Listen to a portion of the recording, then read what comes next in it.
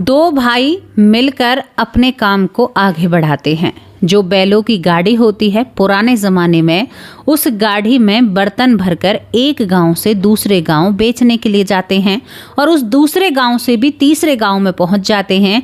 इसी तरह से ये उस ज़माने में बहुत सारा पैसा कमाते हैं। अब एक दिन क्या होता है कि जो ये गाड़ी है ना बैलों की, यानी बैलों की जो गाड़ी होती है उसके एक पहिए में कुछ खराबी हो जाती है, तो रोड के समीप ही ये दोनों भाई ठहर जाते हैं। गाड़ी फुल बर्तनों से भरी हुई थी और बर्तन भी मिट्टी के होते हैं। वजन था, काफ़ी भारी वजन हो जाता है, बहुत सारे बर्तन थे।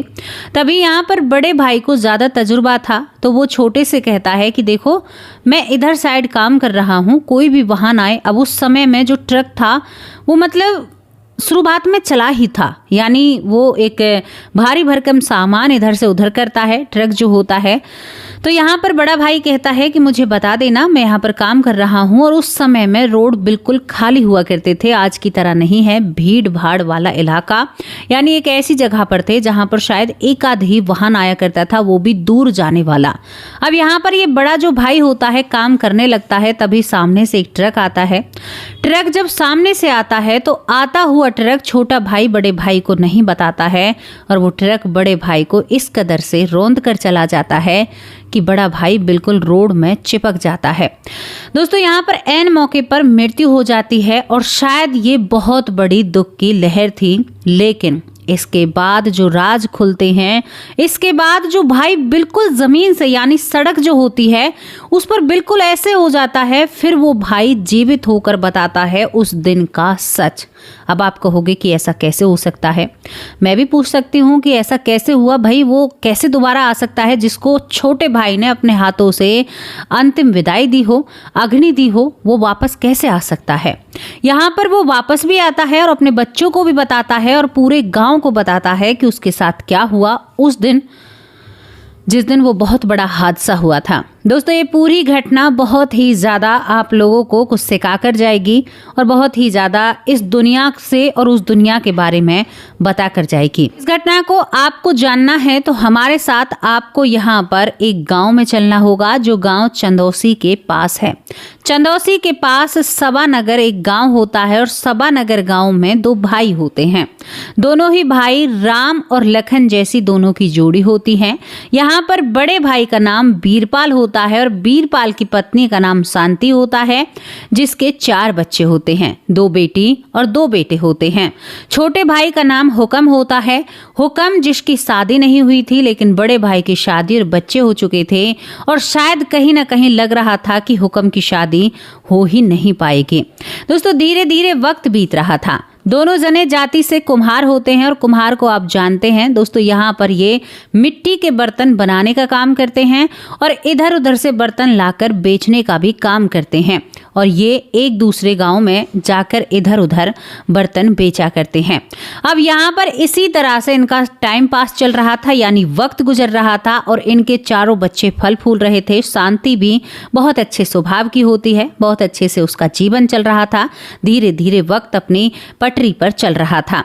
वक्त बीतता जाता है, लेकिन आपको मैं यहाँ पर बताऊं, यहाँ पर एक दिन जो बीरपाल है और हुक्म है, जिस तरह से वो महीने 2 महीने में एक चक्कर लगाया करते थे कई कई गांव के, उसी तरह से जो बैलों की गाड़ी होती है उस गाड़ी को तैयार किया जाता है। लोहे के जिसमें पहिए होते हैं, बैलों की गाड़ी होती है, एक मटके के ऊपर मटका और कई मिट्टी के जो बर्तन होते हैं, जो भी बर्तन घर में काम आते हैं। पहले तो बहुत सारे बर्तन मिट्टियों के बना करते थे, यानी पानी पीने से लेकर खाना खाने तक के बर्तन भी मिट्टी के बना दिया जाया करते थे। अब सारी चीजें बहुत कम हो गई हैं। दोनों भाइयों ने उस गाड़ी को लादा, यानी फुल भर दिया और फुल भरने के बाद घर से विदाई लेते हैं। यहाँ पर शांति जो होती है अपने बच्चों के साथ बखूबी जीवन बिताती है, क्योंकि उसे आदत है अपने घर को संभालने की। दोनों भाई निकल जाते हैं। उन्हें करीबन 1 महीना घर से बाहर हो जाता है। 1 महीने तक अब की बार गाड़ी के बर्तन खत्म नहीं हुए हैं, वरना 10 से 12 दिन में बर्तन खत्म हो जाया करते थे। अब दोनों भाई चिंता में और सोच में रहते हैं कि ये तो बहुत गड़बड़ हुई है, बहुत बुरी बात है। दोस्तों यहाँ पर बुरी बात चलती रहती है। इसके बाद क्या होता है कि एक दिन इनकी गाड़ी रोड के समीप, जहां गांव से दूर, बहुत दूर जाकर कोई हाईवे या रोड दिखाई दिया करता था, यानी पक्की सड़कें बहुत कम नजर आती हैं, यहां पर इनकी गाड़ी है जो बैलों की गाड़ी है, ये खराब हो जाती है। खराब होने के साथ एक लोहे के पहिए में बेरिंग में कुछ होता है और इस चीज को बीरपाल कुमार जो है, बीरपाल वही बहुत अच्छे से जानता है। वो जानता है तो वो कहता है कि छोटे हुक्म, मैं इस गाड़ी के पहिए को ठीक करता हूँ, अब का महीना तो बहुत खराब गया है, अब की बार कुछ हाथ नहीं लगा है। यहाँ पर इसी बात को करते करते ये कहता है कि तू एक काम करना, मैं यहाँ पर इसको ठीक कर रहा हूँ, एक आधी गाड़ी आएगी तो मुझे बता देना, क्योंकि ट्रक वहां से गुजरा करते थे। दोस्तों यहाँ पर उस पहिए को ठीक करने लगता है। मैंने आपको वीडियो में बताया, ठीक करते हुए बैठा था, तभी एक ट्रक आता है और ट्रक इसके ऊपर से चला जाता है। गाड़ी भी थोड़ी सी बिखरी हुकरी सी हो जाती है, लेकिन ज्यादातर छोटे भाई और उस गाड़ी को कुछ नहीं हुआ। लेकिन यहाँ पर जो बीरपाल होता है दोस्तों, बीरपाल के ऊपर से पूरा कहते हैं कि ऐसा उतरता है कि वो बोल भी नहीं पाता है, चेहरा भी नहीं पहचानता है, सीना भी उसका बिल्कुल, जो यहाँ पर बहुत भारी भरकम ट्रक था उसमें कुछ लोडेड यानी कुछ सामान भरा हुआ था, तो वो बिल्कुल ही सड़क पर उसका जो शरीर है, मृत शरीर चिपक जाता है। यहाँ पर दोस्तों जो छोटा भाई है हुक्म, वो रोता हुआ गांव में पहुंचता है। उस बैलगाड़ी से नहीं, किसी की सहायता से अपने भाई को घर लेकर आता है, उस शरीर को। अब उस जमाने में ऐसा कहाँ था कि आप अस्पताल जाएं या कुछ करें, और वो गांव वालों के सामने रोने लगता है, बहुत ही ज्यादा रोता है और विलाप करता है और कहता है, ये तो बहुत बुरा हुआ, मेरे भाई के 4 बच्चे हैं, इन्हें कौन पालेगा पोसेगा। गाँव वाले देखते हैं तो उनकी भी आंखें नम हो जाती हैं जब वो शांति देवी को रोता हुआ देखते हैं, क्योंकि शांति देवी चीख मार मार कर रोती है। दोस्तों यही सब कुछ चल रहा था। 12 दिन बीत जाते हैं और 12 दिन बीतने के बाद यहाँ पर 13वीं हो जाती है और 13वीं के बाद वक्त चलने लगता है। गांव के जो भी लोग देखते हैं वो ये कहते हैं, इस घर में बहुत बुरा हुआ। दोनों भाई राम लखन की तरह थे, दोनों बहुत अच्छे से काम करते हैं और बहुत ही अच्छा इनका कार्य था। लेकिन दोस्तों जैसे ही 15-20 दिन बीतते हैं तो गांव के कुछ बड़े लोग, पंच और सरपंच और कुछ रिश्तेदार यहाँ पर हुक्म पर दबाव बनाते हैं। कहते हैं कि हुक्म, तुम्हारी बड़ी भाभी विधवा हो गई है, अब तुम्हें इससे शादी कर लेनी चाहिए, क्योंकि इन बच्चों का पालन पोषण अच्छे से हो पाएगा। जो तुम एक देवर होकर फर्ज नहीं निभा सकते, शायद पिता बनकर बहुत अच्छा फर्ज निभा सकते हो। जब ये बातें हुक्म से की जाती हैं तो मानो हुक्म जैसे तैयार बैठा हो। दोस्तों यहाँ पर 1 महीना भी नहीं होता है हुक्म के भाई को, बीरपाल को, इस दुनिया से गए हुए, और हुक्म ने अपनी भाभी से यानी शांति से शादी कर ली थी। गाँव वालों को कोई भी दुख या तकलीफ नहीं थी, लेकिन उन्हीं गाँव वालों में 4 लोग ऐसे थे जो ये कह रहे थे, अरे चिता को तो ठंडा हो जाने देते, इतनी जल्दी शादी की क्या पड़ी थी। तभी शांति कहती है कि ये शादी हमारी मर्जी से नहीं है, गांव वालों के पंच और सरपंच के दबाव से है। और उस समय में मैं आपको एक बात बताऊं, पंचों की बातें शायद लक्ष्मण रेखा की तरह थी, लोग पंचों को भगवान के समान माना करते थे। दोस्तों ये शादी हो जाती है, धीरे धीरे वक्त बीत जाता है, और वक्त जब बीतता है तो वो किसी के लिए नहीं रुकता है। लेकिन दूसरी तरफ कुछ हो रहा था। दूसरी तरफ यहाँ पर एक और गांव होता है जो हरियाणा के अंदर होता है। दोस्तों हरियाणा के अंदर एक गांव होता है और उस गांव में एक बच्चे का जन्म होता है। एक बच्चा जो सीने पर निशान लेकर पैदा हुआ था। सीने पर निशान होते हैं, और गांव का नाम क्यों नहीं बता रही हूँ, क्योंकि ये जो व्यक्ति है फिलहाल अपनी जिंदगी जी रहा है, कह रहा है कि मैं उन सब चीजों से दूर रहना चाहता हूँ। इस बच्चे का नाम जीतू रखा जाता है। जीतू बहुत ही प्यारा गोलू मोलू सा अपने घर में पैदा होता है। पैदा होने के बाद धीरे धीरे जब ये बड़ा होता है तो बड़ा होने के साथ साथ इसमें कुछ आदतें थी। आदतें क्या होती हैं? आदतें होती हैं कि ये मिट्टी जो होती है उससे कभी तो एक पहिया बनाता है, कभी उस मिट्टी से ये बैल भी बना देता है, उस मिट्टी से कटोरी जैसे आकार के बर्तन बनाता है, कभी कुछ बनाता है। यहाँ पर जब ये ऐसी चीजें करता है तो फिलहाल ये एक जाट के घर में था। यहाँ पर जब ये ऐसी चीजें करता है तो घर वाले कहते हैं, क्या कुम्हार की तरह काम करते हो, तुम ऐसा क्यों कर रहे हो? तो ये जीतू कहता है कि ये तो मेरी रोजी रोटी है, मैं इसे क्यों नहीं करूँगा।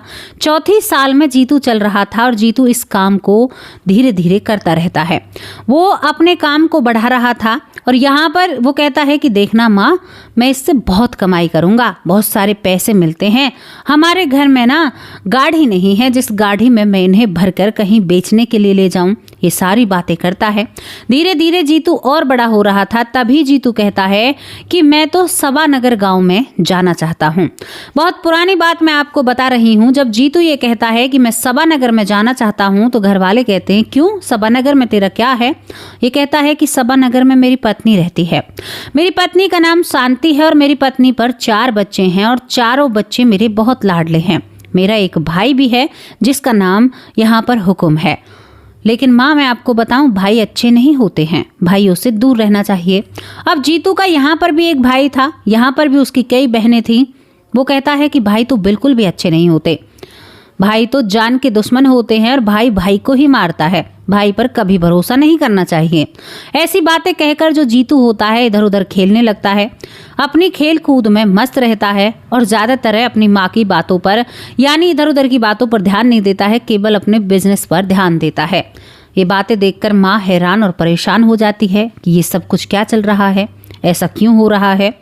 तभी दोस्तों यहाँ पर ये बातें पिता को भी पता थी, लेकिन कोई भी इस जीतू की बातों पर ज्यादा ध्यान नहीं दे रहा था, केवल इस दिशा में ध्यान दे रहा था कि इससे ये सारी बातें कैसे भूल पाए।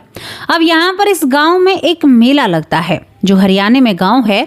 इस गांव में एक मेला लगता है और उस मेले में दोस्तों इसने मिट्टी के बहुत सारे ऐसी चीजें बना रखी थी, छोटी मोटी, बहुत बेढंगे से तरीके से बना रखी थी। तो ये उन्हें एक थैले में रखने लगता है।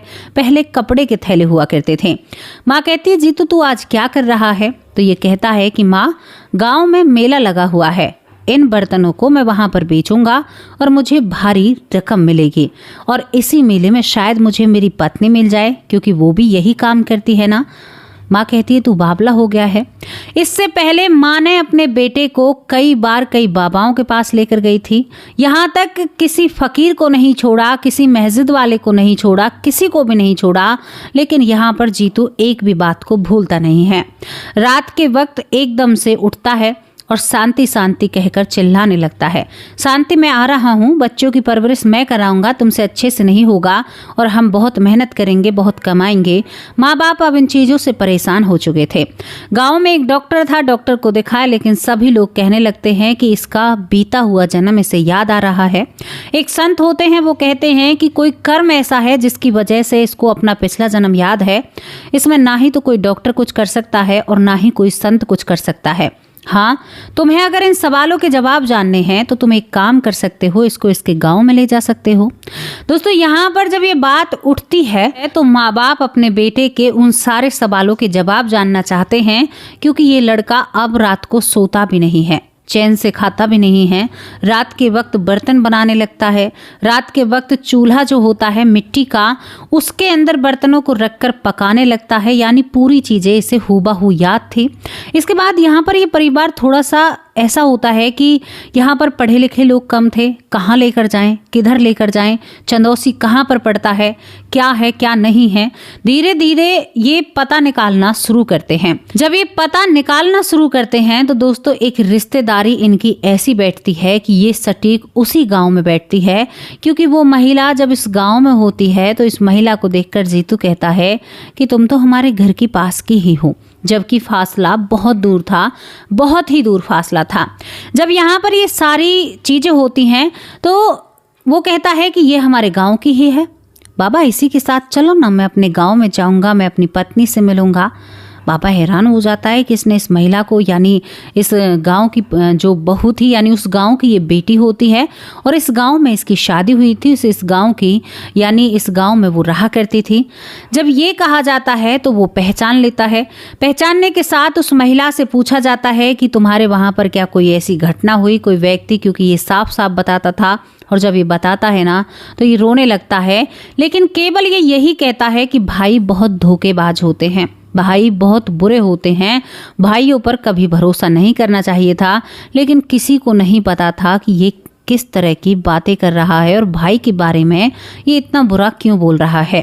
केवल इसके अंदर ललक थी कि मुझे शांति से मिलना है। और जो ये महिला होती है कहती है कि हाँ, हमारे गांव में एक हादसा हुआ तो सही था, क्योंकि वो हमारे घर के पास था, मुझे इस वजह से याद है, लेकिन उसे तो काफ़ी समय बीत चुका है। यहाँ पर ये कहते हैं कि अरे तुम हमें वहाँ पर ले जा सकती हो। वो कहती है कि हाँ ले जा सकती हूँ। दोस्तों ये यहाँ से निकल पड़ते हैं, तांगा घोड़े की सवारी लेते हैं वहाँ से तांगे से फिर कुछ और वाहन लेते हैं और ये वहाँ पर चंदौसी के सबा नगर में पहुँच जाते हैं। दोस्तों वहाँ पर जब ये पहुँचते हैं तो पहुँचते ही जो जीतू होता है, जो 6ठी साल में चल रहा था, क्योंकि इसकी बातों पर यकीन बहुत देर से किया। पहले घर वालों ने सोचा कि इसकी बातों को भुला दें, लेकिन जैसे ही अपने गाँव में पहुँचता है ना, उछल पड़ता है। कहता है कि ये वो तालाब है, यहाँ पर ये काम किया जाता है, मेरे पास कुछ पैसे भी हैं जो मैंने अपनी पत्नी से छुपा कर रखे हैं। इस तरह की बातें करता करता पूरे परिवार को, और कई लोग ये एक साथ थे। यहाँ पर जो जीतू का पिता है वो अपने साथ सरपंच को भी लेकर गया था, कई लोगों को लेकर गया था उस गांव में। जब ये वहाँ पर पहुँचते हैं तो पहुँचते ही ये लड़का अपने घर सभी को पहुँचा देता है। पहले इतनी जल्दी घर नहीं बदला करते थे, जैसे आज 10 साल में ही आपको जगह बहुत बदली हुई नजर आती है, पहले ऐसा नहीं था।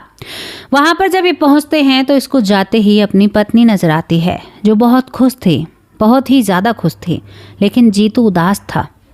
जीतू ने कहा कि तू इतनी जल्दी अपने पति को कैसे भूल सकती है। वो महिला देखती है कि काफ़ी भीड़ इनके साथ है, और भीड़ भी ऐसी है कि ऐसे लोग हैं जो गांव के तो बिल्कुल भी नहीं हैं। वो कहती है कि तुम ऐसे कैसे हमारे घर में घुसे चले आ रहे हो। तभी जीतू कहता है, अच्छा तुम मुझे भूल गई, मैं तुम्हारा पति हूँ। कहाँ है मेरा वो निकम्मा भाई, और मैं उससे मिलना चाहता हूँ। और तुमने क्या किसी से शादी की है? तुम्हारी मांग में मुझे सिंदूर नजर आ रहा है। पहले महिलाएं ज़्यादा तो कुछ नहीं किया करती थी, लेकिन उसकी पत्नी ने सिंदूर भर रखा था। जीतू कहता है कि मैं तो इस दुनिया में हूँ ही नहीं, मैं तो मर चुका हूँ, तुम मेरी विधवा हो, तो तुमने सिंदूर क्यों लगा रखा है? वो महिला दुपट्टे से अपने सर को ढक लेती है, और भी ज़्यादा ढक तो रखा था लेकिन थोड़ा सा पीछे था दुपट्टा, उसे आगे कर लेती है। कहती है कि मेरी समझ में नहीं आ रहा कि तुम कौन हो। दोस्तों यहाँ पर भीड़ इकट्ठा होने लगती है। अरे यहाँ पर बीरपाल है जो दूसरा जन्म लेकर आया है, कमाल हो गया। चर्चा ऐसे आग की तरह पूरे गांव में फैलती है कि पूरे गांव वाले हैरान हो जाते हैं। लेकिन इस गांव में आते ही जीतू बहुत ज़्यादा गुस्से में हो जाता है। घर के हर कोने में अपने भाई को तलाशता है। क्यों, ऐसा क्यों कर रहा था? यहाँ पर भाई बाहर से आ रहा था, शायद खेतों से आ रहा था, या कहीं से घूम कर आ रहा था, या बर्तनों का ही कुछ काम कर आ रहा था। बाहर से जब वो भाई आता है हुक्म, तो वो भी देखता है घर में ऐसी भीड़ क्यों है। जैसे ही हुक्म घर में प्रवेश करता है तो किसी को नहीं पता था हुक्म कौन है। जो यहाँ पर जीतू के पिता सरपंच गांव वाले आए थे, उन्हें भी नहीं पता था कि यहाँ पर ये हुक्म कौन है। वो देखते ही कहता है, हुक्म तुझे मैं नहीं छोड़ूंगा, तुमने मुझे बर्बाद कर दिया, तुमने मुझे मार दिया। अब इस गांव के जितने भी लोग यहाँ पर खड़े हुए थे वो सुनकर हैरान हो जाते हैं। भाई ये 7 साल का 6 साल का लड़का क्या कह रहा है? ये तो कह रहा है कि मैं बीरपाल हूँ, तो बीरपाल ऐसी बातें क्यों कर रहा है? इस गांव के भी पंच इकट्ठा होते हैं, लेकिन दूसरी तरफ हुक्म कहता है, अरे भाई कौन हो तुम, और इस तरह से हमें परेशान क्यों कर रहे हो, क्या बात है? तभी यहाँ पर छोटा सा जीतू कहता है कि इसी पापी ने मुझे मारा था, जबरदस्ती मुझे मारा था, मेरे साथ गलत किया था। लोग कहते हैं, अरे ऐसा कैसे हो सकता है, ये तो अपने भाई को बेचारा कैसे कैसे करके करीबन 1.5 दिन में पहुंचा था लेकर, तुम ऐसी बातें क्यों कर रहे हो? ये कहता है कि तुम्हें नहीं पता जितना मुझे पता है, इसने मुझे मारा था। जब चारों तरफ सब लोग बैठ जाते हैं तो कहीं ना कहीं हुक्म यहाँ से भागने की फिराक में था, लेकिन उसके बाद यहाँ पर इसको पता चलता है, जो पंच और सरपंच होते हैं वो उसे पकड़ कर बैठ जाते हैं। भाई सच तो जानना चाहिए। सभी लोगों के सामने जो बीरपाल उर्फ जीतू है वो कहता है कि उस दिन जब मैं गाड़ी पर काम कर रहा था, क्योंकि सबको यकीन हो चुका था इस लड़के ने एक एक बात हादसे की बता दी थी कि उस दिन मेरे साथ क्या हुआ, तो ये कहता है कि जब मैं पहिए को ठीक कर रहा था, जो लोहे का पहिया बैरिंग से चलता है, तो जब ट्रक मेरे पास आता है तो इस नकारा ने, इस बेकार आदमी ने मुझे उठाकर उसके सामने धक्का दे दिया था। मैं एक पल में इस दुनिया से चला जाता हूँ और मेरे अंदर कुछ भी नहीं रहता है। अब इसके बाद गांव वाले कहते हैं कि भाई ये तुम्हें क्यों मारेगा, तुम शायद सच में ही वीरपाल नहीं हो। तो वो एकदम से एक बात कहता है कि मैं इस गांव में आया हूँ, मैं दोबारा इस गांव में नहीं आऊँगा और मैं ना ही किसी के सामने चर्चा करूँगा। मुझे इसने मेरी पत्नी शांति की वजह से मारा। जब मुझे मारा तो पूरा पक्का यकीन हो गया। लोग कहते हैं कैसे? ये कहता है कि मैंने जब कुछ मुझे शक होता है, क्योंकि जब मैं घर में आता हूँ तो अक्सर मैं अपनी पत्नी और अपने भाई को एक साथ देखता हूँ, लेकिन मैं इसे छोटा समझकर हमेशा माफ़ करता रहा और शायद मुझे लगा ये मेरे दिमाग का वहम है। लेकिन जब इसने मुझे ट्रक के सामने धक्का दिया तो वो वहम यकीन में बदल गया और मुझे पता चल गया कि मेरा भाई धोखेबाज है और संग में मेरी पत्नी भी धोखेबाज है। दोस्तों, गाँव के पंच सरपंच जब इस बात को सुनते हैं तो वो कहते हैं क्या सच में ही? तभी गाँव वालों के सामने वो बातें दोबारा से दौड़ने लगती हैं। अरे, कुछ लोग कहते हैं तभी तो इसने जल्दी शादी की थी, 1 महीना भी नहीं हुआ दोनों ने शादी कर बैठी। हालांकि अगर आज ये घटना कहीं घटित होती तो बेशक से वो व्यक्ति दूसरा जन्म नहीं लेता, लेकिन कानून शायद कहीं ना कहीं कर उस चीज को निकाल लेती, शायद कहीं ना कहीं कर, क्योंकि बहुत सारे केस आजकल ऐसे देखने को मिलते हैं। लेकिन यहाँ पर बीरपाल उर्फ जीतू कहता है कि मेरा दिल टूट गया था। मैं 13 दिन मरने के बाद इसी घर में रहा था। मेरे मरने के बाद जो मेरी पत्नी है ना, वो मेरे लिए 2 दिन भी दिल से नहीं रोई। पूरे दिन वो नाटक करते हैं लोगों के सामने और रात के वक्त वो एक कमरे में पति पत्नी वाला जीवन जी रहे थे। मैं तो दोबारा आया हूँ, मैं इसे जताने आया हूं कि तुम कितने बड़े पापी हो। यहां पर जीतू कहता है कि तुम भोगोगे, अपने कर्मों का तुम भोगोगे, लेकिन मेरे कलेजे पर मैंने बहुत कोशिश की। जब ये दोनों एक साथ आते तो मैं इन दोनों को अलग करने की कोशिश करता, लेकिन मेरे हाथ इनके गिरेबान तक नहीं पहुंचे। मैं इतना गुस्सा होता हूं, लेकिन 13वें दिन मुझे कुछ लोग लेने के लिए आते हैं, उनके साथ मुझे जाना होता है, लेकिन मैं वादा करके गया था कि मैं दोबारा इस घर में आऊँगा और तुम्हारी सच्चाई इस पूरी दुनिया के सामने रखूंगा। अब दुनिया तो नहीं पर पूरे गांव के सामने सच्चाई आ चुकी थी, लेकिन जीतू आज भी, मतलब उस समय में भी रोता है, आंखों से आंसू निकलते हैं और काफ़ी विलाप करता है। कहता है कि भगवान, ये न्याय समझ में नहीं आया, इन लोगों ने मेरे साथ इतना बुरा किया। दोस्तों, गांव वाले जब इस बात को जानते हैं तो गांव वाले इस परिवार से दूरी बना लेते हैं। यहाँ पर बच्चों को पूरा प्यार मिल रहा था, 4 जो बच्चे हैं उन्हें पूरा प्यार मिलता है, लेकिन जीतू उर्फ यहाँ पर बीरपाल के साथ जो नाइंसाफी हुई, दूसरे ही क्षण हुक्म बिल्कुल भी 4 लोगों के सामने बैठकर इस बात को मानने के लिए तैयार नहीं। तभी जीतू कहता है, क्यों झूठ बोल रहा है? तुम्हारा झूठ छुपने वाला नहीं है, मैंने पूरे सबूत दिए हैं। मैं दूसरा जन्म लेकर आया हूँ और तुम देखना बहुत कुछ भोगोगे तुम। जीतू नम भरी आंखों को लेकर वहां से वापस अपने गांव लौट आता है। अपने बाबा से कहता है कि आइंदा आपको परेशान नहीं करूंगा, केवल उन लोगों के मुखौटे और उनको देखना था वो कैसे रह रहे हैं। दोस्तों, गांव से वो लोग गायब हो जाते हैं, शांति 4 बच्चों के साथ, क्योंकि वो बर्तन बनाने का काम करते थे, ज़्यादा प्रॉपर्टी उनके पास नहीं थी, जो भी थी उसे बेचकर इधर उधर चले जाते हैं। और जीतू जी का कहना है कि वो आज तक भी वहाँ पर नहीं गए हैं। वो कहते हैं कि मैं उसे एक बुरा सपना मानता हूँ, मेरे साथ जो हुआ, लेकिन मुझे दूसरा जन्म मिला। आज मैं एक बहुत अच्छे घर में हूँ, मेरे पास संपत्ति भी है, मेरे बच्चे भी हैं, मेरी पत्नी भी है और मैं एक बहुत अच्छे घर में, अमीर घर में हूँ। शायद मेरे अच्छे कर्म हैं जो मैं यहाँ पर आया हूँ और उनका भी कहीं ना कहीं भगवान इंसाफ कर रहे होंगे। ये थी वो घटना जो एक भाई ने अपने भाई को इस कदर से देखा, जो चेहरा शायद उसने सोचा भी नहीं होगा, वो चेहरा उस भाई का सामने आया। ये घटना यहाँ पर समाप्त होती है। जीतू के बारे में आपको नहीं बता रहे हैं, उनके गांव के बारे में नहीं बता रहे हैं। वो कहते हैं कि बीते 2 साल से आपको फॉलो करता हूँ और आपकी हर एक घटना में, हर एक कहानी में मुझे सच्चाई नजर आती है और मैं इस सच को मानता हूँ। दोस्तों, आपको कैसी लगी ये घटना? अपनी राय कमेंट बॉक्स में लिखकर जरूर भेजना। आज एक बहुत दुख भरी बात है। यहाँ पर हमारी एक बेटी है, बेटी समान है, बहुत गुड़िया प्यारी सी प्रिंसेस है। उनके चैनल का नाम है, उनकी मम्मी का ब्रेन हेमेज हो चुका है। वो कहती हैं कि आप लाडली जी से यानी प्रार्थना कीजिए ना, मेरी मम्मी ठीक हो जाए। मैं दिल से कह रही हूँ मेरी प्यारी, मैं चाहती हूँ कि आपकी माँ जल्दी स्वस्थ हो जाए, वो जल्दी ठीक हो जाए, भगवान उन्हें जल्दी ठीक करे। हे हमारी लाडली, जो उनकी बातें सुनिए, उन्हें ठीक कीजिए और वो सही होकर अपने परिवार में सही रहें। हम तो यही प्रार्थना करेंगे। दोस्तों, आज इसी वजह से किसी का भी नाम नहीं लिया जा रहा है। अब आप लोगों से मैं विदा लेती हूँ। ये घटना आपको कैसी लगी अपनी राय लिख कर जरूर भेजना। कल हाजिर होंगे एक सच्ची अच्छी स्टोरी के साथ। तब तक के लिए नमस्कार, जय हिंद, जय